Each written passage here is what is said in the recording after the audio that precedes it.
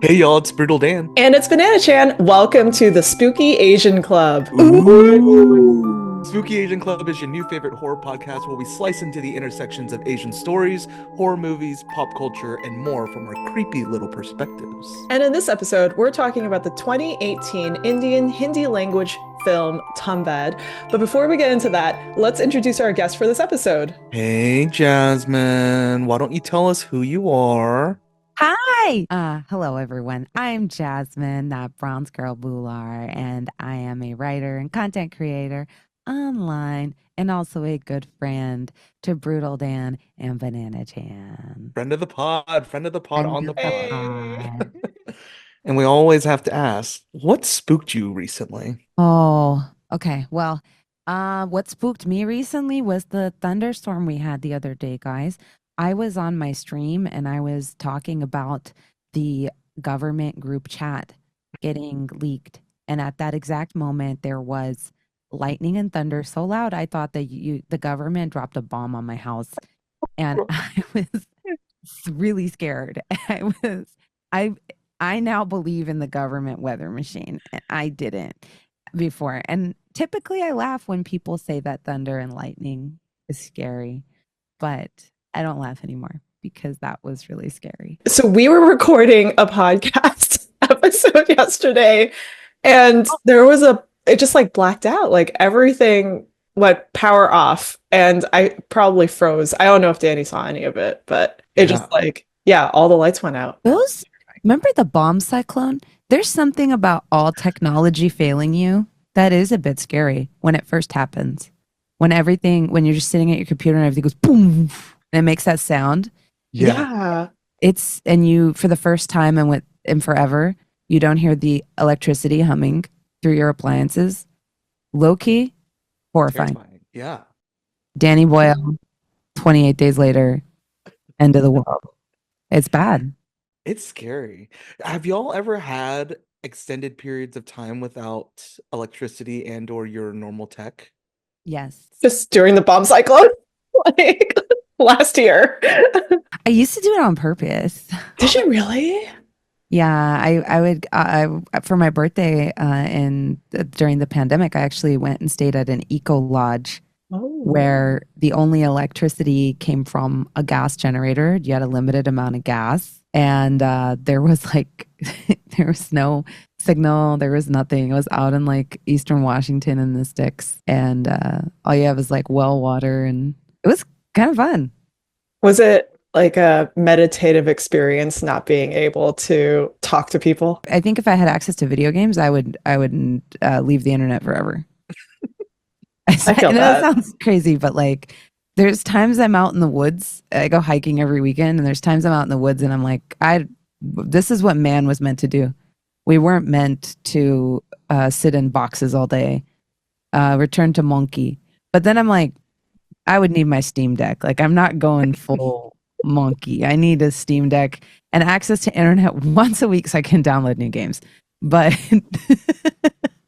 I think you have to be rich to do that. I don't think you can do that if you're just like a normal person. I feel like that's the indicator of being rich now, is being able to go live like a hermit. Like if you had $100 million right now, like what would you do with it? $100 million. Yes. Is that not enough? Should it be more? It should be more. Okay. $500 million. $500 million. Okay, I would build a compound, like a cult compound, except no cult, and just have my friends and elephants, and like that's it. And I would make all of my friends live there, and I would make them all take care of the elephants. And that would be our full-time jobs. Is like I would assign everyone an elephant and be like, hey guys, you have you taken care of your elephants today? That it's wild that you are creating an elephant sanctuary, and I love that. And that you use all your friends for free labor, but we get fed and we get to hang out with elephants. Okay, if now you've built this compound, but because of where you built it, slowly over time, I'm the first death. You find my body. Wait, how did you die? You don't know. It What? was It's a mystery. it We're was a doing a mystery. murder I don't mystery now. know. Okay, okay, Yeah, okay. there was no like Or maybe there's no when murder. We don't know. yeah, you just found my body. Normally in this situation, I would have the morning shift to water the elephants. They love fresh water. Yeah, yeah, yeah, yeah. And Bamboo, the elder elephant actually comes and taps your window and is like, Okay. "Where's my water?" Like like Bamboo would never come tap your window early in the morning. Like she knows to let you sleep, but you hear this tap and it's just this massive trunk and she leads you to my body that has been surrounded by marigolds on the ground and I Mm, look peaceful, no okay, blood on me or anything. that's beautiful. What do you do? You're peacefully dead with marigolds around you. See, marigolds are a good flower in Indian culture. They're a flower of like fortune and stuff. So I'd be like, okay, there's no blood on him. I'm not going to get the police involved in my compound. Um, this is like we're our own sovereign state. I would call our local coroner because we have our own postal service and our own Ooh. coroner. I'd call our local coroner and have you laid to rest as dictated by your will. I would leave the marigold untouched though, because I feel like that's like an omen. So I would probably convert that part of the property into a marigold flower garden. And I wouldn't think about it again because I don't want to think about it too hard. Yeah. The third anniversary of my death, Banana dies. I was about to say, and then Wow. I die. Oh, wow. Same thing. Everybody kind of has moved on. The marigolds are like doing very well, like sprouting. It's Huh? become a currency in the compound of people just exchanging for crafts and tchotchkes. But Banana's body, when you find it, what did they find around your body, Banana? They find teeth. What the fuck? I don't know. It's the first thing that I could think of. Just like teeth all over. Teeth? There's teeth around your body? Yeah, like human teeth. All right. Sorry. And they Like, have remnants of the marigold petals that you oh can. yeah. There's like, I mean, I guess there Like could be a something's been couple. eating the marigolds. Yeah, Are they? First, I would open your mouth and see if they're your teeth. they're not my teeth. They're not your teeth. Yeah. Here's what I do. I would ignore the instructions as dictated by your will, and you're getting cremated. Yeah, I'd burn it all, and I'd hire a Shinto priest to come and make sure spiritually everything is like wiped down with alcohol wipe. And I feel Like spray like bottle of yeah, alcohol. because I feel like they're good at that. I feel like they know like, oh, spiritual residue? Nope, nope. Not in our graveyards, you know? So I would, yeah, that's the type of situation I'm doing. I'm making sure it's all wiped out. Another 5 years pass. Oh fuck. Okay. Wait, or have any elephants died? No, the elephants are fine. Oh, Well, good. Okay. So yeah. Okay. Yeah. yeah. Yeah. I feel like, oh, actually, maybe Bamboo's like probably, well, plus 8 years now. So how old was Bamboo when you died, Danny?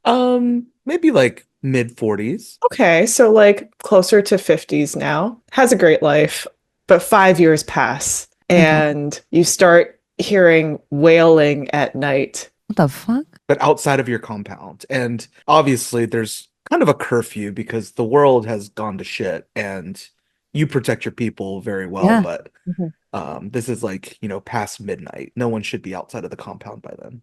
And there's wailing out there. Mhm. Mhm. I get my gun, and I give my elephant his gun. What's your elephant's name? Is it still Bamboo or is it a different elephant? Well, I take care of Danny's elephant because he's dead now. And but I Oh. also have my OG elephant, Samosa.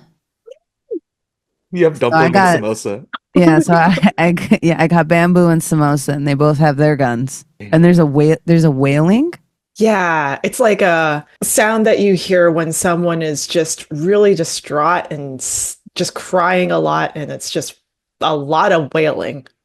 Well, I'm not gonna go investigate it because that's not what I do. But I would draw lines of salt around the houses. You don't see the thing, but the next day, some of the people that live on the compound tell you that they've seen really creepy looking figures just hanging around outside the compound. Listen, They're outside the compound.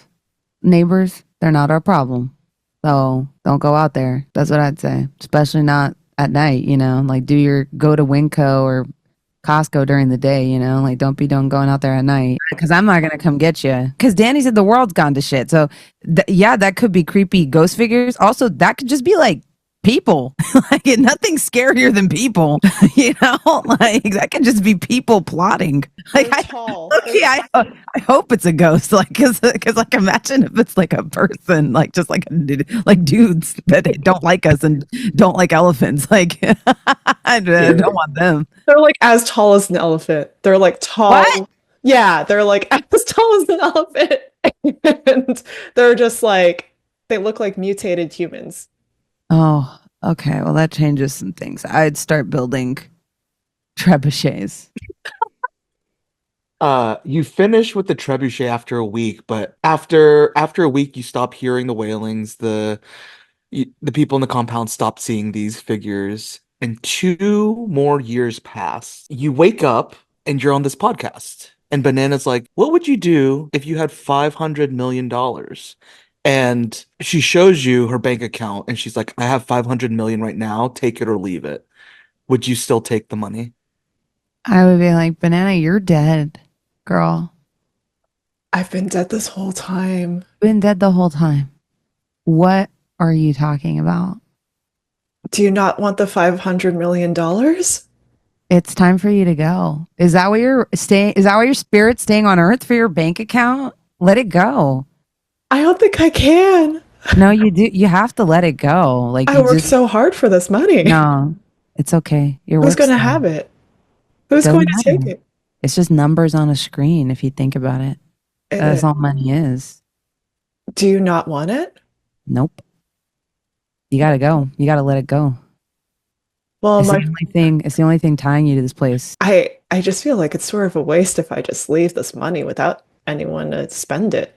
Life's a waste. We're dying from the second we're born. All we do is pollute the place we're in from the moment we're created. We're all a waste. And with that, I flutter into the wind like ashes. Bye. I disappear. Banana. Bye.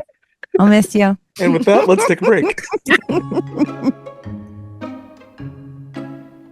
Hey listener, this is Banana in the future. Just wanted to give you a heads up that there will be spoilers for the movies that we're going to be talking about today. So if you don't want to listen to any spoilers, then I would suggest that you watch the movie first and then come back and listen to the episode.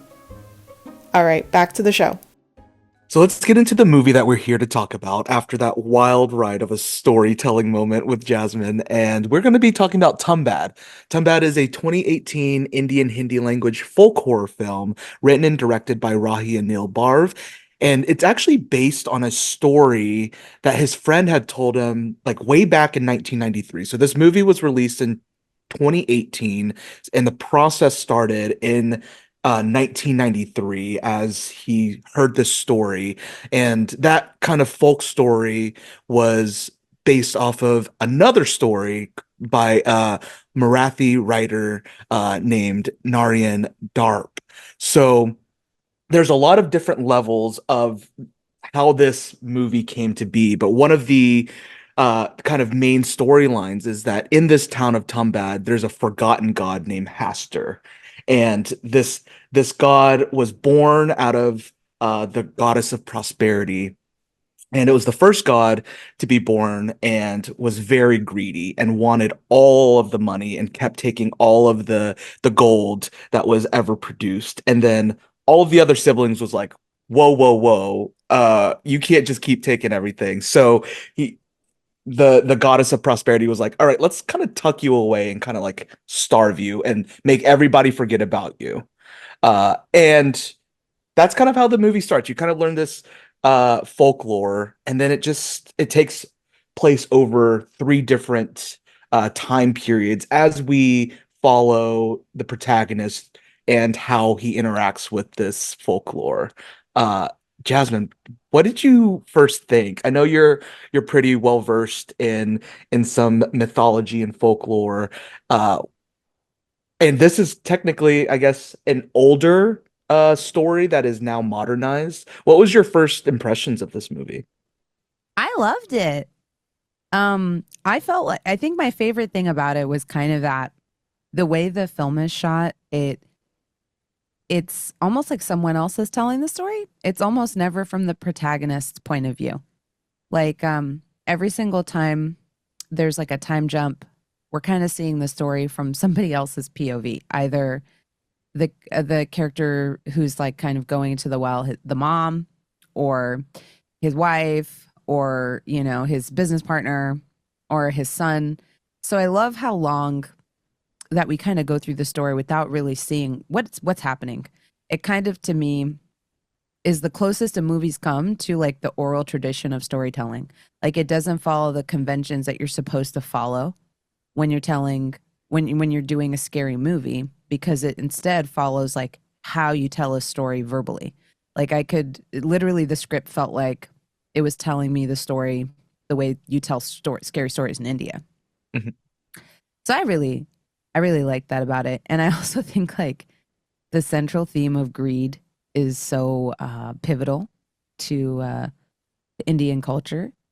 And I love how they set off this like central sort of lesson that we have in a lot of our stories about how greed is bad. And they put that against the British Empire. And then they put that against post partition and like dividing up land and redistributing it, and government corruption and government greed, like, which is something that people in India talk about today, that like it's something our country really, that really holds our country back, is like corruption and politicians taking money that's supposed to go to like building bridges. We have so many projects that are like civic improvement projects, but they'll just stay in construction for years and years and years because the money just keeps getting embezzled. And I think actually Americans can now relate to that too, more so than before.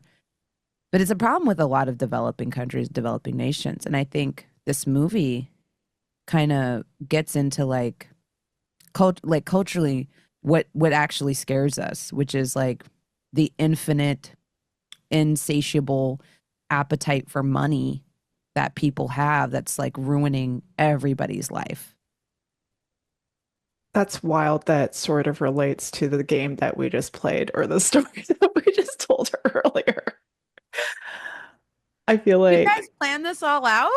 No. yeah, Yes, I yes, mean, You yes, we did. yes, did. yes, we totally did. Yeah.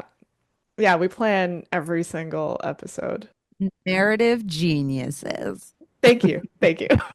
Sort of like echoing what you said, like I really liked that piece about how greed is like so complicated when it comes to like, it parallels all the things that are happening in the timeline and also between like, the different generations, right? Where it's like the in 1918 we have the mom, like, the POV of the mom where she's trying to be like warning her son like, hey, like, we have to be careful of this place. Like we can't just like, be really greedy all the time. And so she decides to leave, but then son comes back in 1933 and discovers his grandmother, great grandmother, I guess his great grand or great great grandmother, who's like turned into a tree, right? Like in the middle of this of their house. Um, and he goes off and like finds Hester anyway, and it's just like, okay, I'm gonna like, make my wealth. And fast forward to like 1947, you have this relationship with him and his son, who is trying to prove himself to his father and trying to, you know, sort of like perpetuate the work that his father has been doing. But in reality, it's more like the son is trying to impress the father. It's not so much as like, of a story for him as like, him trying to get more wealth or, create more wealth for the family. It's more like I'm doing this because I want to prove myself to my father. And so the ending was kind of interesting because it felt like it was breaking that cycle that the father was trying to perpetuate. Yeah. Yeah, I did in my notes. Uh I wrote that this felt like an epic, in the fact that like there was like three acts. And I think when Jasmine was talking about how this is like an oral tradition. I mean, that's what epics were way back when across storytelling. So that just like sparked something in me. But I know that there are, um, I think that's what kept me intrigued the whole time is that we have this central theme of greed. We have this kind of central theme of generational, let's say, quote unquote, wealth. But this wealth is actually wealth of knowledge on how to get money. And they kind of, like this family was worshiping this forgotten god that gives this golden coin, and like this family only knew about this golden coin because I guess the secret of where or how to get it was kind of this wealth pot. And as we learn how scary it can be to get close to this, you still find our main protagonist, what was his name? Vinyak. Um, Hmm. you find that at first he was like, I don't like, I'm assuming he did not want to grow up the way he grew up, which I feel like, if you did grow up in poverty or you grew up in a multi-generational family, you kind of just you want to break the cycle, but then you fall into something like being able to find this wealth. And it was so interesting that like I always say, like if I come into a large sum of money, I'm gonna be the same person. I'm gonna like I would know what to do because I grew up in a situation where I wouldn't be frivolous or I wouldn't be greedy and I wouldn't XYZ. But that's kind of what happened is that, he found this solution to help his family out or help himself out. And then he just wanted more, more, more and passed this tradition down to his son. And we all saw what happened near the end where his son was just trying to prove to him. So I don't know. I feel like it's such a cool like the terror and the horror that I felt was like, would I be that guy? Like would I fall into this spiral and just Yeah. keep wanting more, more, more? It's it's interesting because they also kind of um uh, almost position Vinayak as a as a bad person from the beginning. When his younger brother dies tragically, one of the first things his mom says when he's like sort of talking about going back and finding, tying up the old woman and basically starving her until she tells them the secret of how to find this wealth. The very first thing his mom says is, "I wish you had died instead of your little brother." And part of me was like, it's a horrible thing to say, but the other part of me was like, we have a saying in India, like, or a word called chalak, and technically it means like crafty, but it's not a compliment. Like being chalak is really bad. It's like, oh, you're constantly plotting. You're always like, who wants a person like that around that you have to watch your back for all the time? And he's that ever since he's little. Like he always asks his mom, "Did you figure out how to get the gold coin from the old man? You didn't ask him today? Well, then why the hell are we feeding this old woman?" I thought the old woman was unrelated to them until I realized that's his grandmother.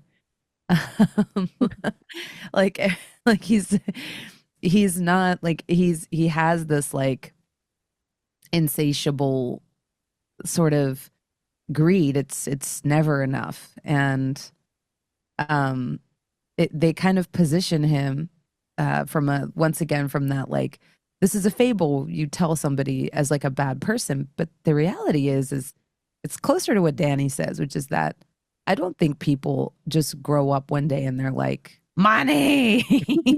I don't think they're like money. I think what happens is like yes, especially a lot of us immigrants, I think we tend to be a little bit more money minded Mhm. because we have to be practical. And when you grow up not, not having lacrosse as a hobby and not having ski vacations, it's not about what you want to do for a career. It's about what's the best career I can get so that maybe my kids can have, dumb aspirations of opening art galleries. Sorry, banana. I'm still aiming for that art gallery. But I think now that we're a little bit more grown, we have those types of aspirations. We're a little bit more settled in life. When you're young, it doesn't even occur to you to do something like that. You see kids around you saying, "Oh, I want to be an astronaut," and you're sitting there like, "That's a lot of school. That's very expensive. I'm going to be a pharmacist." Like it's always the little immigrant kids that are like pharmacist, and the teacher asks them what they want to be. And they come up with something that just seems to them like a very practical, good job. I was the one that said I wanted to be a dentist.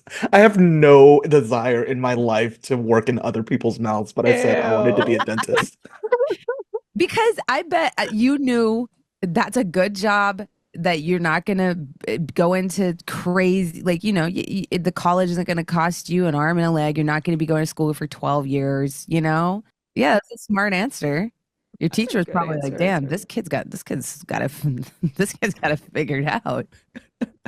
There was a scene where I think it was like one of the opening scenes where you see like the mom like jerking off the the man that she had married who like I think he was like in charge of the town or something. Oh yeah, that weird old pervert man. Hmm. Yeah, the old pervert man. And like there's this really sweet moment where Vinayak was just like, "Hey mom, like, you're married to this guy. It doesn't seem like it's really worth it. Like, it kind of sucks. Like he's Yeah, dead now, so like maybe he can maybe you can like figure out where the treasure is because it's like, you suffered so yeah. much."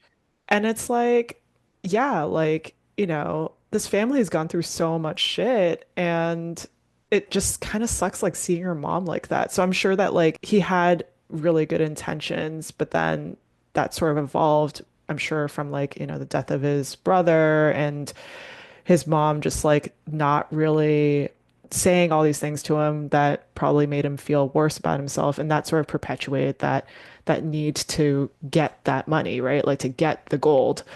And that probably turned him into the person that he became in the 30s, where he's just like, okay, got to go back there, got to figure it out, and we'll stop at nothing at it. Yeah, we definitely see him kind of turn a corner, right? I thought that the movie was very clever in how much it strikes the chord of like the plight of women Mhm. at that time, because the reason Vinayak's mom's life is horrible is she's a widow. That's why she has a Mm. shaved head, and that's why she's in a red sari. Is she was supposed to be burned on the pyre next to her husband. There was a tradition in India called sati, wherein when your husband died, remarriage was not really a thing for those women. So they would, in some areas in India, shave their heads, dress them up, and kind of basically immolate them on the pyre of their husband, which I think maybe Game of Thrones was inspired by that. But it was like a very big issue that has since been deemed illegal. But it was like women without their husbands are deemed as just worthless, which is horrible to think about. But we see that like clearly she has some kind of arrangement with this wealthy man who has wasted all of his money except for one gold coin that he keeps on the Hastur statue, right? So clearly he's either paid somebody off or arranged for her to live there, something. Like he's decided, okay, I'm gonna take care of her. But there's like a really neat part where the grandmother also mentions to Vinayak when he comes and visits her as an adult and he asks her for the secret, where's all this money? She says, and he asks her, he says, why didn't they burn you? And that's actually what he's referring to is Mm. why weren't you killed when your husband died? And she says, because I was useful, because I was the fastest person down the well. And it's a cool bit of foreshadowing because at that point in the movie, we don't know what she's referring to when she's talking about a well. We don't know why her being fast is relevant until later in the film. But they basically kept her there despite her being a widow because she was too useful to be burned. But then what does Vinayak do a few years later? He has a widow brought to his house Basically, this woman's been bribed to distract him so that his business partner can find out the secret of Tumbbad and get all the money. And what does he do? You would think he's like, you know what? My mom was a widow. She had to be a sex worker. I'm not going to subject this woman to these depravities. Nope. Nope. He literally perpetuates the exact same cycle and keeps her basically as his concubine. I don't know what you want to call Oof. that situation. Yeah. When she was in the attic, I was just like, what the fuck? Like, And you would think this isn't going to work on him because I thought this little banker's setup is going to fail because he doesn't know that Vinayak's mom was also a widow, and he's going to see this woman with the hair and the sari, and he's going to be like, no, like I can't sleep with her. She's not going to distract me because that reminds me of what my mom had to do to make ends meet for us kids. Instead, he's like, well, You're here. well, screw it. Yeah. Whatever. My wife's ugly, so I guess I'll trap this widow in the same cycle that my mom was trapped in, and my son is gonna just keep it going. those poor kids. Let's talk about some of like the horrific moments that we like that have been burned into our brains. So when you mentioned the red sari, that was one of the first things I noticed, and I didn't know like the backstory of like, you know, shaving the head, uh, supposed to be burned, having to like pretty much like quote unquote out yourself as a widow to society. But there were some beautiful shots. The town that we were first introduced to, it was always raining, Mhm. and you kind of get like this already feeling of like, okay, this is a very dreary, like the rain, just like there's already like this like heaviness with it. But then like the mom always stood out because she was in that bright red uh around her kids who almost look as blue and muted as like the surroundings. And I was just like, this is very like it's setting the mood for something. I didn't know what, but I think it was like almost the fire that you know is brought up a few times of burning the grandma and burning the house and things like that. But the first introduction of this old woman slash grandma in the back, I thought immediately, just because of how she looked and how they presented it, I thought she was going to be pastor or part of this scary moment, but that it was only the first act. So for me, it was really interesting that we kind of have these like mini monsters or mini horror icons. But for me, the grandma, the cutting of the toenails that didn't look so for Yeah. like not to read I my love grandma the on this grandma. podcast, but I love like the grandma. Yeah, no, I my agree. grandma's toes were like that, and I had to cut her. And like there was like this weird like oh my gosh, this is terrifying because I Yep. know the feeling. You have to feed your grandma, you clean up after her, you cut her nail. And I was just like, oh shit, what is gonna happen in this movie? And why am I gonna feel so attached to it? Yeah, I love that you brought that up because we all have those elders in our Asian families, sometimes with diabetes. And if you've ever seen a diabetic foot, you know that shit can get biblical, right? And you want to be respectful, but also you're like, this is Yeah. disgusting. And Yeah. I did not sign up for this, you know? And knowing that they don't want to, if it was an option for you to not do it, they would probably prefer that, but you've got to do it. And trying to take care of this creature that is worse than that in many ways, but still feeling a duty to it. I definitely was like, yeah, those kids aren't grown. Because if they were grown, they would do it. Because that to me is adulthood. I feel like when you're part of one of these cultures, you know, when you're a kid, this isn't your problem. But I feel like you're grown up when you're like, oh yeah, I have to take grandpa to his appointments so I can translate the English for him. Like Mhm. that's growing up for a lot of us, I think, where it's like, oh, I've hit that age where this is my problem now. Yeah. And that's like maturity in a lot of ways. And those kids are just like not ready for it. It was definitely one of the most horrifying parts of the movie when that voice coming from behind the door. Yeah. Like, what's I was behind that Yeah. door? I was like, I was terrified when that kid's alone. And the funny part is, so when the mom leaves the Vinayak alone with the grandma and says, here's what you got to do. You got to feed her tonight. And we know we're about to enter probably the scariest scene in this movie is being a little kid alone with this fucking entity. Mhm. She says, if you get in trouble, say, Soja nahi to hastara jayega. That's not a comforting phrase. This is actually a phrase that Indian mothers say to their kids when they won't go to sleep. Um, so you'll say like "Soja nahi to bao aa jayega." You always say the most scary thing you can think of, whatever that you think is going to scare a kid, and basically it means like if you don't go to sleep, that thing's going to come get you. It's a threat. It's not something that's warm and cuddly. But what's funny is one of my cousins was really afraid of cats. So Oh. we would all say, "Go to sleep or a cat will come." We would say, "Nato billi aa jayega."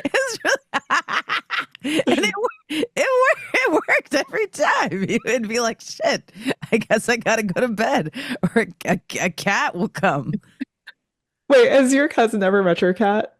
No, no, no. Never. I guess I guess people, I don't know. I guess some people are really afraid of cats, but when he was a kid, he is just terrified. Cats can be kind of scary. I guess Not as scary as grandma. Yeah, not as scary as grandma. Oh my God, those grandma's scary. feet, Oh, that was crazy. Yeah. And I will I mention want that too. toenail clipper though. that was a cool toenail clipper. It was like made out of gold or something. It Yeah. was like a It cool was like a metal. guillotine for your Yeah. toenails. Yeah, that I was really want cool. that. I Yeah. don't know where we would go about getting this type of toenail clipper. Do they have merch? I don't think they're Not the Tumbbad selling merch. the I mean, probably out there somewhere. they're selling the That's toenail crazy. clipper. I do mention every time we do a movie, I always like to look at the budget. Mm. And this budget for Tumbbad was like it was in rupees, but the overall budget in American US dollars was like 580,000. So not even hitting Damn. $1 million. Whoa. And the cinematography and the practical effects, and I was just like, what the frick? Because what did we watch recently? One Last Call.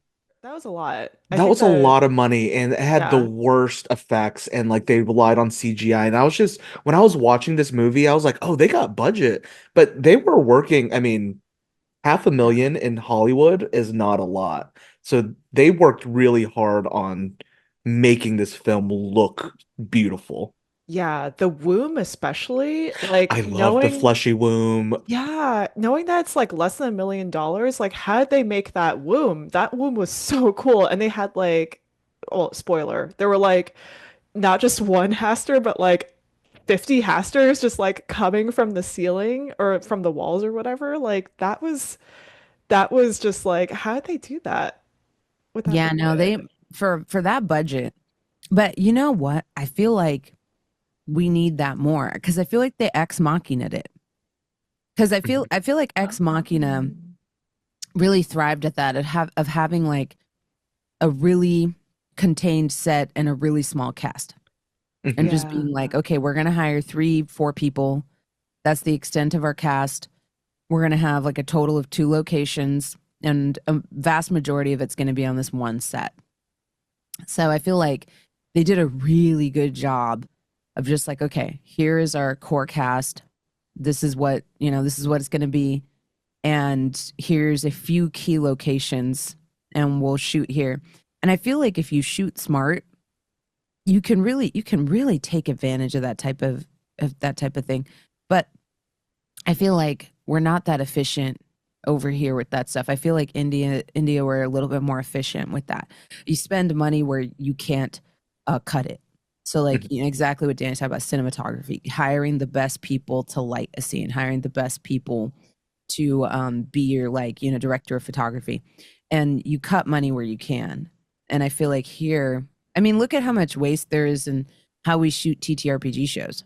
And that's not even a movie. We don't shoot them efficiently at all. Yeah. And I could tell like with the shots that really stuck with me, it looked like natural lighting. It looked like they like leaned upon where they those key moments like they planned out like, oh, this is going to be beautiful, let's get this shot, and they didn't need to Yeah. hire XYZ lighting director and Here a they're whole crew for terrified of outdoor shoots. Anytime I've mentioned an outdoor shoot in LA, they freak out. They're like, that's so expensive, so unreliable. And I think because I'm Indian, and I'm not saying that outdoor shoots don't come with their challenges, but I think like in India, I think we love you see outdoor scenes in every film. We love an outdoor shoot. it. Because what's more beautiful than natural light? You're going to spend thousands of dollars trying to replicate natural light indoors. And outside, that's free. God just gives it Yeah. to you. Even a cloudy day will have gorgeous natural light. And most of the scenes in Tumbbad are on a cloudy day, but it's still that diffracted, gorgeous light that gives everything that lovely blue tint. Yeah, and they chose a really cool location too. Like it felt like I don't know how far away it seems like there were two towns, right? There was Tumbbad and then there was another town. Like just the proximity of like the two locations felt like they were relatively close enough where it's like you could probably just go between the two spaces. It probably wasn't a lot to just like move the entire cast from one location to another. And I don't know how long shooting was in general, like how many days it took. There was one tidbit that we found where I think it was the director who created like a 700-page storyboard in 8 months because he was just so excited for this project. He was like so passionate about it. So that was really cool to see as well. Although this sentence on the wiki is the most Asian thing I've ever heard. We mentioned that, this script was based on a story back in 1993. He started writing it when he was 18. He created this 700-page storyboard. And then this sentence verbatim is, it was first shot in 2012, but after editing, Barv and Shaw were not satisfied. The film was then rewritten and reshot, with the filming completing 3 years later in May 2015. Like the perfectionist in Oh, all of yeah. Oh us my is so real. God. I'd rather have that than a remake. I think anytime on your maiden voyage, we all have regrets. It's a good thing with Asians. It's also horrible because I feel like, I don't know about y'all, I will sit here and try to perfect something and be like, okay, soon I'll be ready to create my Warhammer series on YouTube. And then some dork person that does not have a third of my knowledge or a tenth of my vision will just do it, upload it, and go viral in the time that I'm still in the planning phase. So Oh sometimes no. that's not really a good thing. Like we It's kind so of we true. kind of shoot ourselves in the foot a lot with that. We always have to make sure everything is prepped, everything is perfect, and then Joe Schmo, Ugh. mediocrity Yeah. captain of the world, just like, yeah, I'll do it. So we're sat there like I had that idea 5 years ago. I've got a great Google Doc. Let me show you my Google Doc. There was this great quote that I don't know if it was translated properly, but like I saw it I was using, we were watching it, or I was watching it on Amazon, and it had the closed captions on where it said, not everything you inherit should be claimed. And that was like, I don't remember who said that. Mm. That's basically the entire movie. That's like, yeah, Yeah. that's it. Like, so my question is, what is something that Ooh. you inherited that you feel like you don't want? Oh. Trauma. Oh, shit. The movie's theme definitely is about, perpetuating cycles of harm. Like I said, with the mom, literally the grandma's like, don't go there. Everybody that has gone there, benefited from it, tells him, don't go there. He still goes there.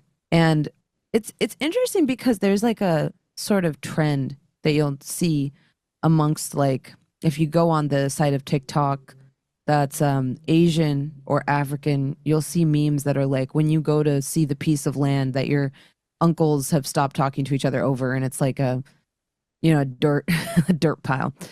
And it's interesting because Tumbbad is the same thing, right? Like it's this cursed thing that everybody's trying to claim, but that nobody probably really should claim. Man, I think I'm just trying to avoid answering the question. What's something I've inherited that I wish I didn't claim or that I won't claim? That you wish you didn't claim? Oh, that's That I actually a wish. worse question, isn't it? That's like, that's really deep. Maybe. Yeah, no, that's good though. Danny, you go first. I gotta think about this. I think the question is normally posed like when we think about inheritance, or like usually when I hear about inheritance in the Western culture, it's like, oh yeah, I inherited this house, or I inherited this trust fund, and I inherited, they were all material things. But when I think about things that I inherited that I wish I didn't, a lot of it is like habits or thought patterns from my Yeah. parents that I'm sure like they just didn't want me to fall into the same um or they just wanted something different for me. So usually like I feel like I have like I'm I'm trying to fight. I swung on this risk adverse pendulum. So like growing up, like I was very just like, stick to my lane, don't question authority, don't question anybody that you don't know. And I feel like I inherited that from my family, and then I started realizing, oh, I don't, and I shouldn't be like this. I should be questioning things, and I shouldn't follow the status quo. Mhm. So I feel like during college, I swung to the opposite side of the pendulum, and I was doing very risky behavior, a lot of partying and drinking, and like, releasing the inhibitions that Mhm. way. And I then adopted a whole bunch of risky behavior on the other side. So that's something that I wish, would have just been in the middle, or something that I could learn at an earlier age is to not be so like this sounds bad, but like spineless, to be like okay when people step all over you, as long as you like are okay. And I understand like why my parents did act like that.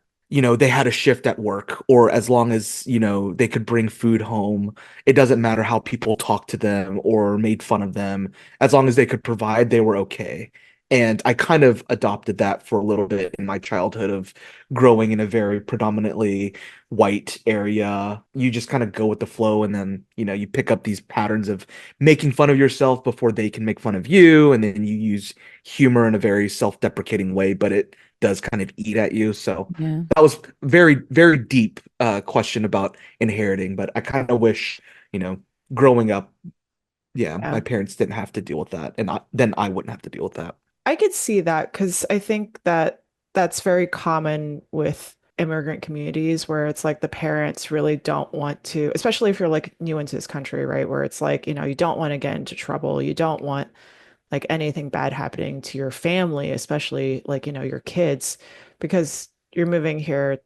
Like we had talked about this earlier already, where it's like, you're moving here for a better life for your family and you don't want to stir the pot. And so sometimes it means eating up your feelings and like quote unquote fitting in just so that that way there's like no repercussion or like anything like that. So yeah, I feel that. I think, oh man, I think I was gonna give a jokey answer, but I don't think it's appropriate. Do it. Oh, do No. it. I have a jokey answer and a serious one, but I think what I wish I hadn't inherited, but I definitely have, is this sort of need for people's respect. Like when I was young, so much of my parents, what they would tell me is like, if you don't do this, people won't respect you. If you don't get an education, people won't respect you. It doesn't matter how smart you are, people won't respect your opinion if you don't have a degree to back it up. And it's because they were speaking from their own experiences where they were Mhm. treated as not treated as unintelligent because you know they didn't maybe they didn't have the greatest. My dad grew up in a village. He came here and he worked as a carpenter. Like he was, I think it frustrated him when people treated him like he was dumb, even though he spoke and read and wrote in three languages, which is, it's not something that a dumb person can do, right? But I think he felt like because he didn't have this big fancy degree that sometimes people talk down to him. So he would tell me all the time, like, You have to do this so you could be respected. You have to do that to be respected. You have to be a doctor and engineer, otherwise people won't respect you. And you're smart, but people won't say that you're smart if you don't have all of this stuff to back it up. Oh man, that still tears that still tears it still tears me up. Like there's times Hmm. I'll be making like a really good point, and I'll if somebody has like a degree in that thing, even if they're making a wrong point, I'll be like, I can't argue with them because I don't I don't have the degree to back it up. And obviously, like there's a difference between like hard sciences and arguing with somebody about that. But when you're doing what we're doing, which is talking about movies and media and stuff like that, and you'll have people that will I mean, look at Twitter. Someone will be like, "Well, I have a master's in mythology, and actually, what you're saying is, your take on Nosferatu is incorrect because I got this piece of paper that says that my take is more valid than yours."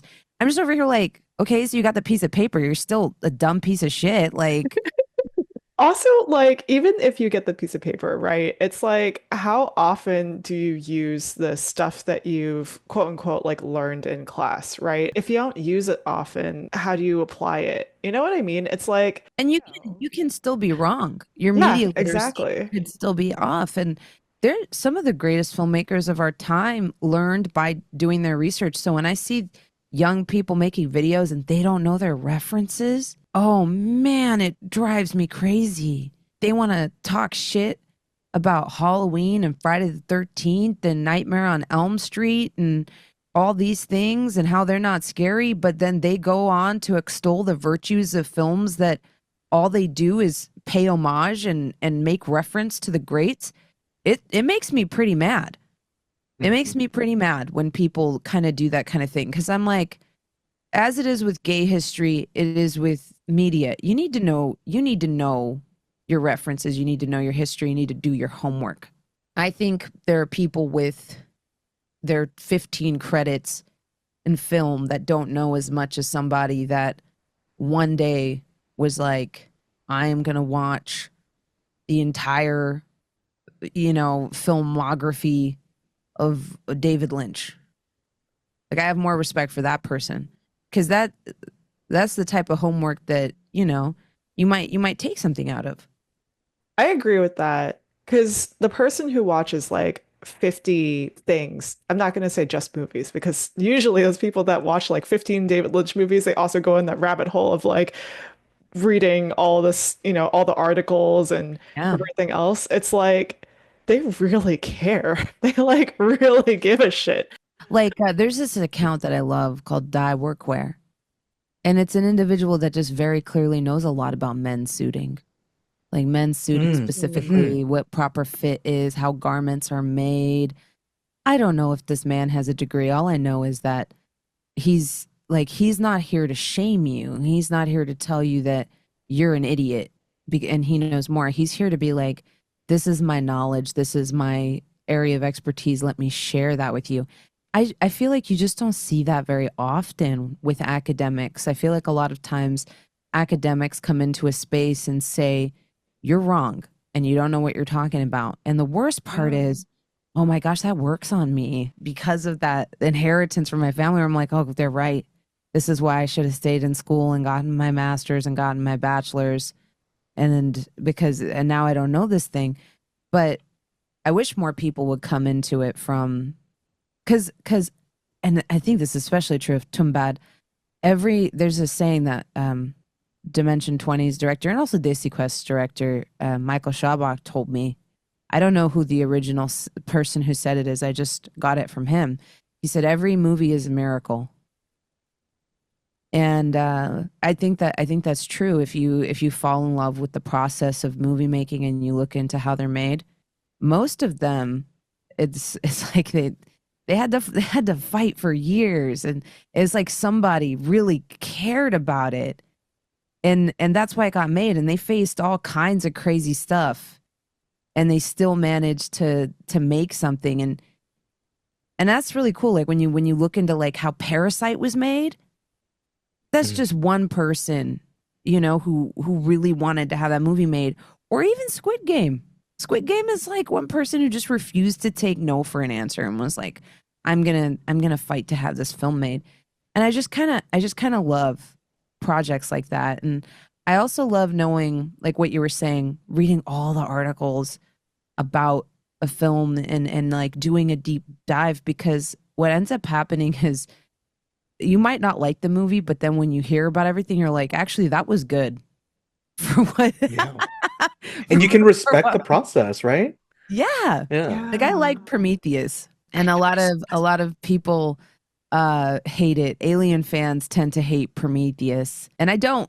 And a lot of that's because I watched the making of, director's commentary, extended editions, and read articles about every single Alien movie ever made. So I know which ones went wrong and why they went wrong and why they were bad.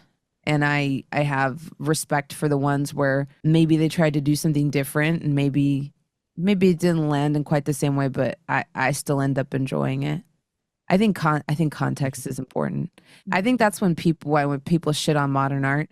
They're like, "What is this? It's a pile of jelly beans. This is so dumb." Removing all that context, I think, is so cruel, so horrible. Because when you read the cards next to a lot of those, it's like, "Oh, everyone that visits this exhibit, take a jelly bean because it's what it feels like, what an abusive relationship feels like a death by a thousand cuts." And you're like, "Oh, that's actually a very cool sentiment."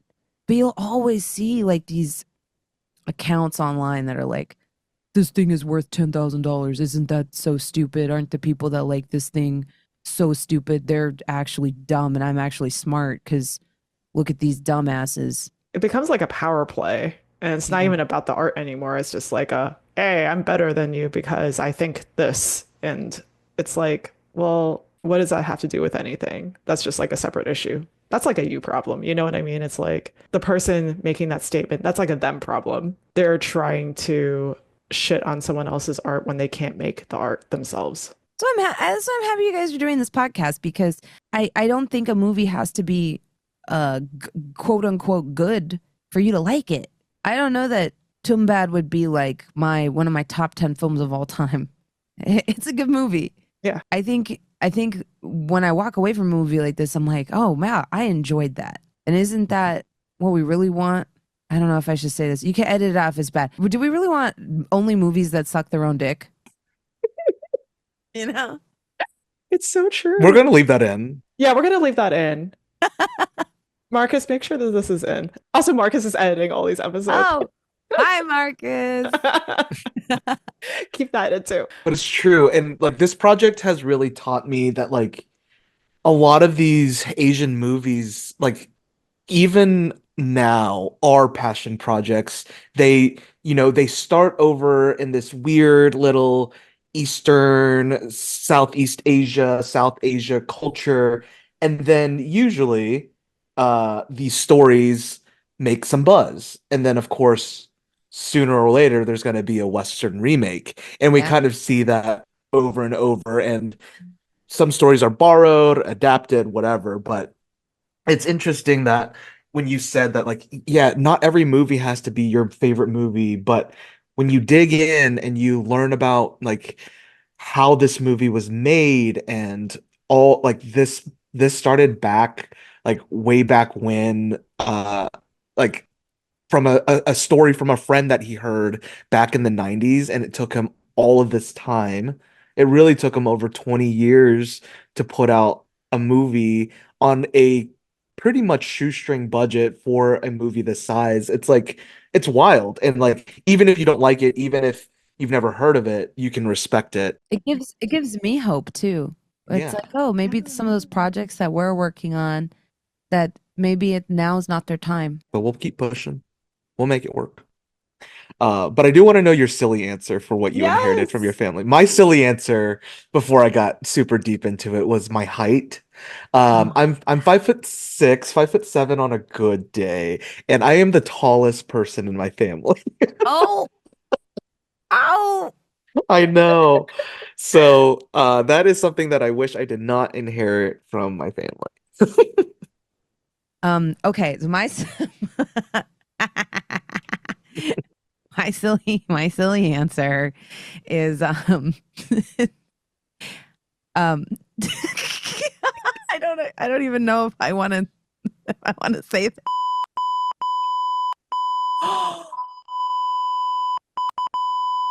on this episode of Spooky Asians podcast, that bronze girl is going to violate HIPAA and expose family medical procedures. What about you, Banana? What do you wish you didn't inherit from your family? Um, okay, Silly answer, so silly answer. silly answer. Okay. Well, my family grays at a certain age and it just goes all gray.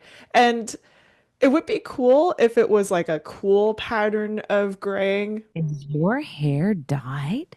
No, no, no, it's not. It's about to turn gray though. Like once I hit, I think like next year or the following year, it's just gonna be like gray all over. Okay, so you can't really see on the camera. Wait, maybe you can. Is that the light? There's one right there. Oh, I see it. Yeah, see, so I it's see already it. started. I know this is a podcast and you can't see on a podcast, but I'm like going through my hair right now. I And you can see. dare you to find my grays. For the audio listeners, I have a VTuber. It's like we're watching a cartoon that we Yeah. should be It watching. really is. I want to figure out how to do a VTube thing too. I'll show you. I'll show you after. Yeah. Season 2, Spooky Asian VTubers. All right, while we figure that out, let's take a break.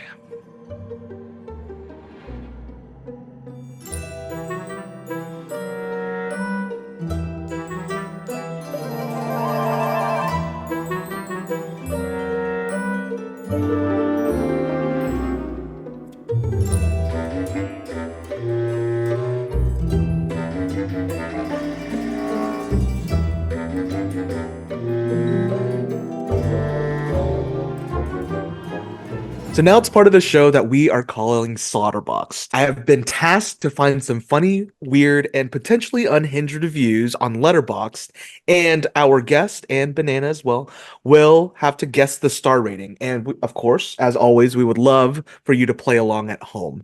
And just as a reminder for everyone playing along, these reviews can go from half a star to 5 stars. And not to metagame it, but we always get so close to the guesses, and it's always like a half star off. So I think the advice that I gave was if you think it's a half star off, either add half a star, but if you're influenced by what I'm saying right now, leave it at the half that you think it may not be.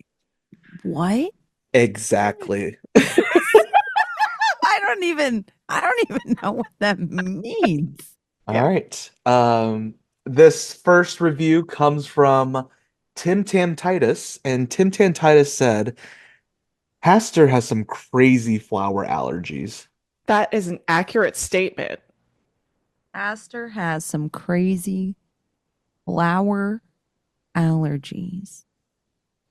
Well, does he though? Because he loves eating it. Then again, I'm lactose allergic. I be eating lactose. Oh, but the rings are made out of, so it's like dry flour that he's allergic to, Oh, but you're right.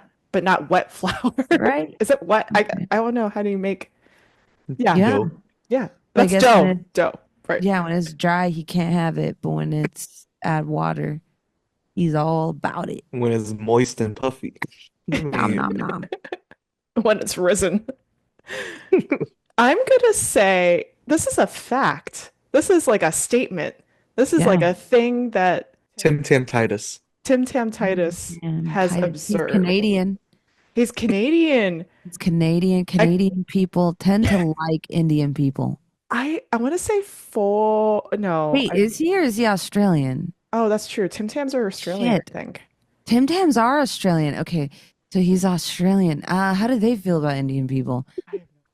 This is they like the movie enough to watch that far. They are engaging with the lore. I'm gonna say 3.5 stars. I was gonna say 3.5, but now I'm gonna say 4. This was a 4.5 star What? review. What? 4.5. We Four both and a half. lost. We both lost. That's okay. We got 3 more. That was Okay. just the warm up. Next one from Liz. This is Liz left a review saying Womb Raider. That's pretty good. Really? That's pretty good. You know what, Liz? Good shit. Liz, I'm going to say you gave it a 4. Yeah. I honestly can't tell if she liked it or not. That's just like you're saying it's. I think it's a compliment. Now I'm getting swayed. Maybe it is a compliment. I'm gonna say 5 stars. This was a 3-star review from Liz. What the fuck? I might not be good at this game. I don't know if anybody is actually good at Slaughterboxd. This next one comes from Skylar. And just so y'all know, there's a little sun emoji and a cloud emoji in Skylar's name, if that gives you any context. Skylar wrote, "This is an anti-capitalist cinema starring and sponsored by the Pillsbury Doughboy." Trademark sign. Skylar loves this movie. I think I need to start a Letterboxd. Because some of these reviews are not reviews. And so I'm just thinking I might need to make an account because what the heck? They're just saying things. They're just saying memes. Yeah. That should have been a tweet. That should have been a tweet, Skylar. That was a tweet. That was a tweet. And you put it on Letterboxd. I'm going to say 4.5 stars. I am sticking with the 5 stars. I think one of these has to be a 5-star review. This was a 3.5-star review. What? Maybe they're just thinking in like doubling. You know what I mean? It's like out of 10. So like when you think 3.5, it's actually 7 out of 10. But it's just 3.5 out of 5. You know what? I'm not good at math. I'm an Asian who's bad at math. Okay, I don't know. Okay, 0 for 3, but y'all can finish strong right here. This last review was left by Taher Tapdia. And just so y'all know, this was left in 2004. Oh, sorry, 2024. Oh, I was going to say, they saw the movie before it came out. They're a time traveler. Taher said 3 words. Why Haster kinda ... Wow. Banana Chan, did you leave that review? Don't lie to me. I said the same thing about Nosferatu, to be honest. I need you to bounce on that thing like crazy. Although the actor that played Viniak is very hot. Oh my God, he is so hot. He was so handsome. Yeah. Yes. Even zombie Viniak. Yeah, even at the end. Spoilers for the listeners. I was like, oh, still. It's still kind of hot, even when you're on fire. And he got Haster's undies. Come on. That's an athlete. That's an athlete. You saw him climbing that rope? I was like, damn. Yeah. He was fast. No, but seriously, watching that movie and focusing on the attractiveness of Haster and not Vinayak is wild. Yeah. Now, what's your star? What's your star rate? You agree with the? Yeah, I know it's you. What'd you rate this, Banana? I was gonna say 5 again because I'm sticking to 5s. I know eventually we're gonna get a 5-star review. I'm just gaming the system. I'm gonna lower mine, and I'm gonna say this is 3. This was a 5-star review. Damn it. I'm so bad at this. I don't. But Banana got one. Banana got one. Yeah, so that means we all got one. Yeah, that's true. Yeah, because it's a cooperative game. Yeah. Yes, exactly. To be fair, you wrote it. No. You wrote it. You left this review. That's just a confirmation for me. The one you guessed was the one that you wrote. I was gonna say we've played this. This is like episode 7. We've played this so many times, and like I still never get any of them right. Except the ones that you wrote. This was a whole ruse so that we get hinted at that Banana leaves these unhinged comments on Letterboxd. If you do an episode on Nosferatu and there's one talking about the hotness of a certain count, then we have confirmation that Banana is rating their own comments. I'll have to change up all of my usernames. Bonono. Banarnia. I need you to do the outro. Thank you for listening to this episode of Spooky Asian Club. Before we leave, Jasmine, can you tell us where we can find you and what are some cool spooky things that you're up to next? Hell yeah. So you can find me at that bronze girl everywhere. I am not that active on most social medias except but I am there. I'm everywhere. I'm on TikTok, I'm on Instagram, I'm on Blue Sky, I'm on Twitter. But if you really like my stuff, YouTube and Twitch are the two places you're gonna find them. I'm on Patreon, and I somehow have the same handle on everything. That's actually very impressive. And thank you all for listening to this episode of Spooky Asian Club. Don't forget to like, rate, and subscribe, and share this with someone who you might know down in the depths of a goddess's womb. Especially if you want to have sex with them. Definitely share it. Share. I'm not blushing. And until next time, remember to steal that loincloth from Master. Who wrote this? You wrote this. You would fantasize about stealing his loincloth. You didn't even mention anything about the coins. You just want that loincloth. I do. Okay, bye. This episode of Spooky Asian Club was edited by Marcus Mays. Music was provided by Artlist.